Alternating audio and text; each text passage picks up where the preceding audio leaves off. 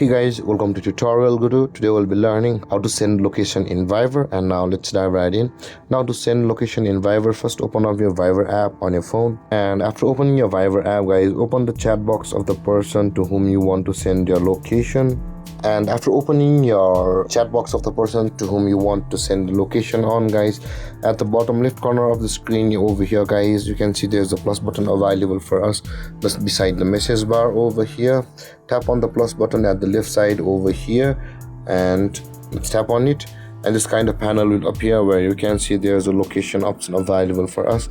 Tap on location and you can see guys your current location on Viber will be loaded, and if you tap on the send location guys, your location will be sent on Viber like this.